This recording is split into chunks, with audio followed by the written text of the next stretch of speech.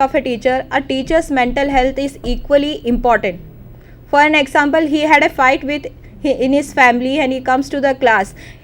In his back of mind, the fight is still there. So whatever he teaches, the fight is reflected or the anger is reflected in his teaching. Okay, so those things should be maintained. Again, proper environment, proper relaxation should be given to the teachers. Every time the teachers should not be the sufferers. The teachers should have a good mental. If he or she has a good mental health, then only he can teach the class very nicely. Next, measures for knowing and doing away with his own conflicts, anxiety and tension.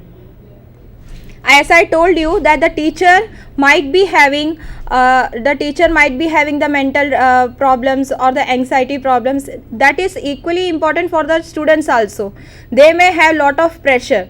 Even the student is not interested in maths, he is supposed to study in maths because he is not able to solve the problems. But if you have those interest in that particular thing, then only you can go forward. So as a teacher, as a maths teacher or any other thing, you have to be very much focused on the behavior of the students. As a class teacher or as a subject teacher, both the student and a teacher should have a healthy relation only and if he can have a good study of the behavior of the students. Teachers' motivation, level of aspiration, adjustment and mental health. For an example, if sometimes in a class, if we ask some question and the student gives a good answer, one of the unexpected student gives a good answer and we say, good, very good, you have done an excellent job. That time the student feels that, oh my god, I have given this much answer and the teacher has reinforced me. That particular words of reinforcement initially motivates him to give answers all the time. Another example is like if the teacher is teaching in the class and he is asking the question, one of the student unexpected gives the answer, then this teacher says, you sit down, you don't know the right answer. This also give a negative motivation that whatever thing I do, the teacher feels that I am doing the wrong thing or I am saying the wrong thing. So the motivation thing also affects the teaching learning process of the classroom environment. Level of aspiration, maybe a simple word or maybe a reinforcement, maybe a pat on the back of a student also increase the level of aspiration.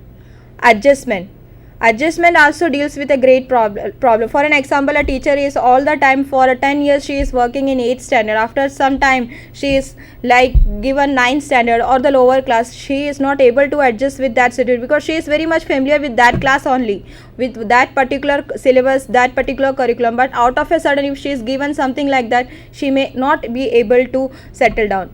Same is the case with the learner. If the learner's learning activities drifted from one place to another, he is not able to cope up with those adjustments, particularly the learning adjustments. And obviously mental health. Mental health is equally important.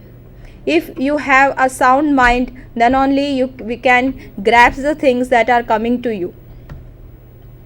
Next, nature, laws and theories of learning. There are a lot of theories of learning. When we have this educational psychology, educational is a panoramic view which gives a lot of things that can be used for tackling the teaching learning problems. Remembering and forgetting, the next thing.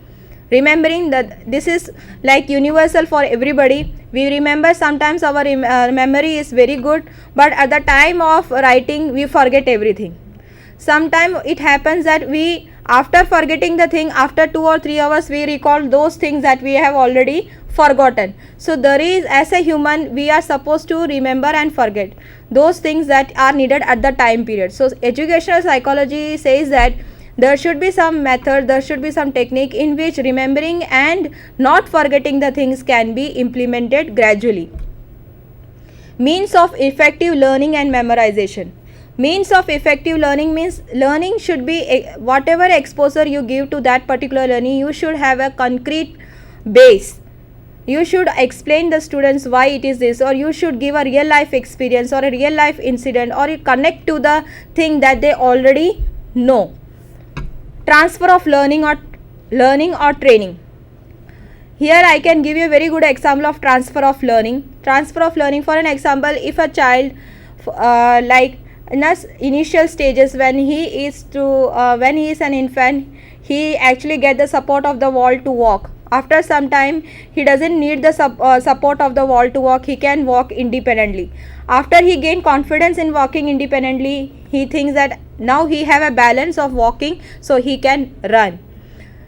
This is with, like, for an example, we are like riding a bicycle. If you ride a bicycle, you have known to the act of balancing. That means you can have a kinetic or activa to ride.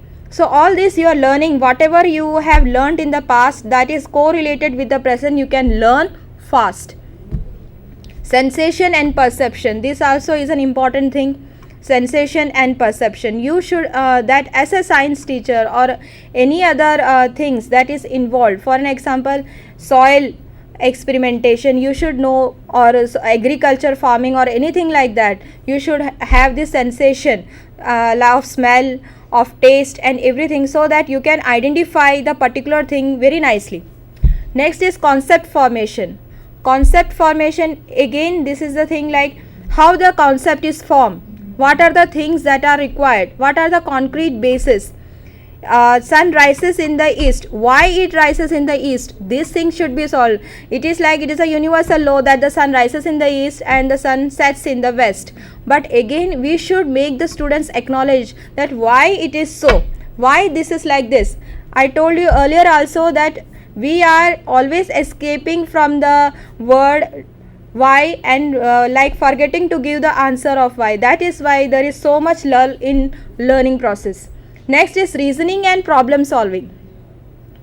This is also one of the important things in educational psychology, that reasoning and problem solving should be there. And this type of methods, for an example, in maths, if you are teaching maths, you should teach them through problem solving technique, that how to come to a conclusion without any help, but with your general perception of that particular topic. Next is a classroom climate. Classroom climate is also one of the important things. For an example, is an AC, ventilation, everything is there in the classroom. So the child feels that okay, it is a good classroom, he can learn, there is a good atmosphere coming on. Same thing is with the open classroom. If you go in study under the tree, the old Gurukul system, you will find that time the students are not drifted by any of the things, but this time if you make it a group of children under a group under the tree, their attention will be diverted. So a classroom climate is also affected. This is about the geographical things, but other things like the classroom climate, if the student is sitting with a dull student, or they are the backbenchers, you make the backbenchers to sit in the first bench, this also affect the classroom. Next is roles of rewards and punishment. For example, rewards, like I told you earlier, that whatever, if a student gives an answer, unexpected student, a student who is not participating, once in a while he participate and he gives a right answer, you give him a reward in form of adjectives or adverbs like very good, you have done a good job, superb. So that will motivate him. Instead of demotivating him, you should motivate, so he will have a full participation in the class. Last but not the least, to conclude, is that what is educational psychology dealing with? Knowing the learner. Number one, educational psychology helps the learner to knowledge, to give the learner a proper atmosphere, how to study, how to have a teaching learning process, how to ingrain good qualities of learning. Again, it is not from the learner side but also from the teacher side. The teacher feels how he has to adjust with the student, how he has to interact with the student. All these things they nearly help with the help of educational psychology. Enable the teacher to know his or herself strength and limitation. This is an important thing. When you wind up in your class, the real testing time of a teacher is that when the teacher is being evaluated of what he has taught in the class. At the end of the day, in that particular topic, all the students getting 100% result, that means half of our task is completed.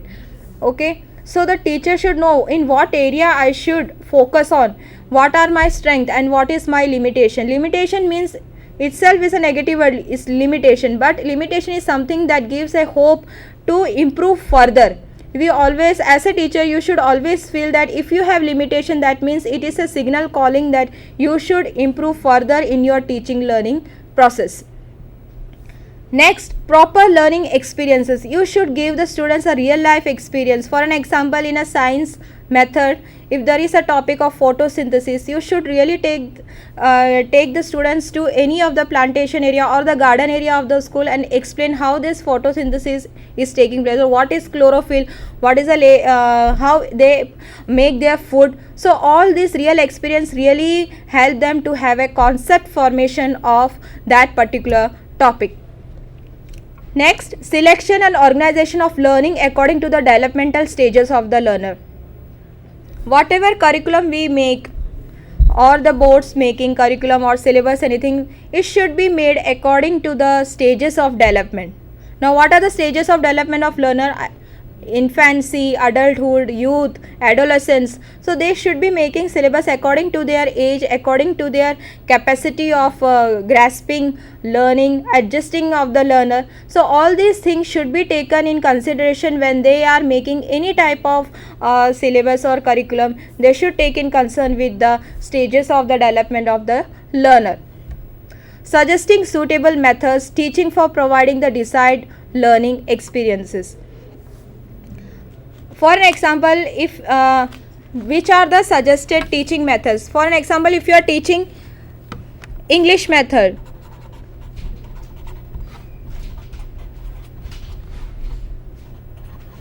and in that you are taking a grammar topic.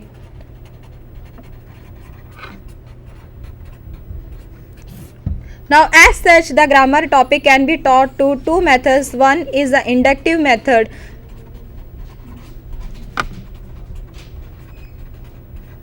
and the other is the deductive method.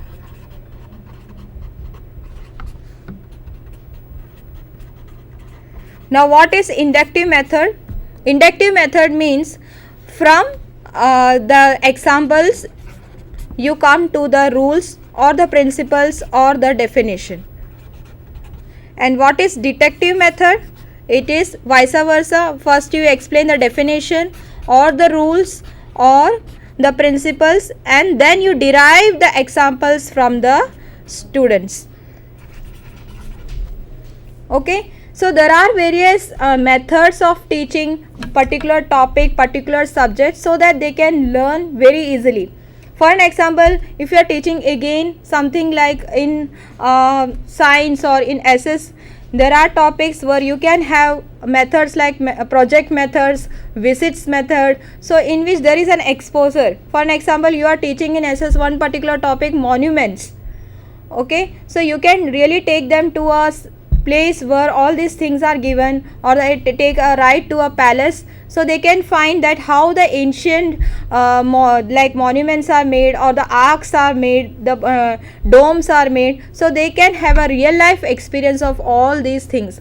The basic concept of the real life experience connecting with the teaching learning process is the concept formation.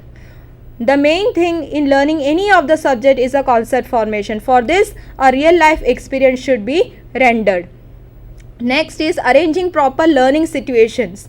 Same, it is also a subsidiary point of this only, that how you will make a learning situation for the students.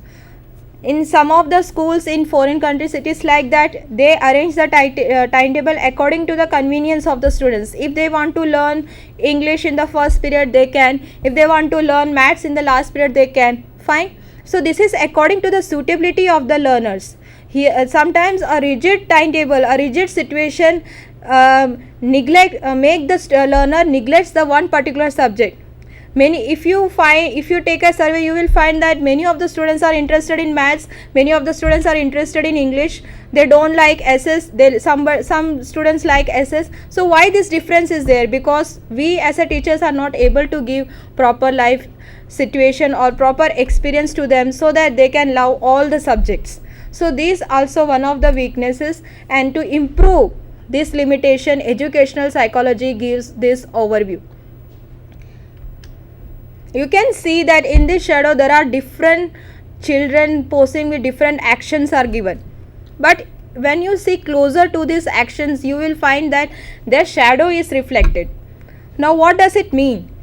Educational psychology focuses these main things, that when the child behaves differently in different way, a child in home is different, a child in school is different, a child in society is different, a child in playgroup is different. When he is with the mother, he has a different type of adjustment, he has a different type of connection.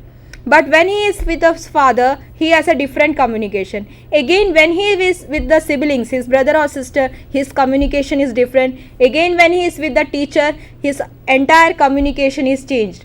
But this also affects his classroom. Maybe he is good with the dull students, or maybe he is good with the brilliant students. So there is a superiority or inferiority complex in between, and educational psychology focuses in eliminating these limitations. So every child has many behaviors, and the teacher should understand the behavior of the child when he is in the classroom interaction. That is why the picture is shown, in which you can see the shadows of the children are given, that they are different in the life and they are different in another life, in their family or in their surroundings.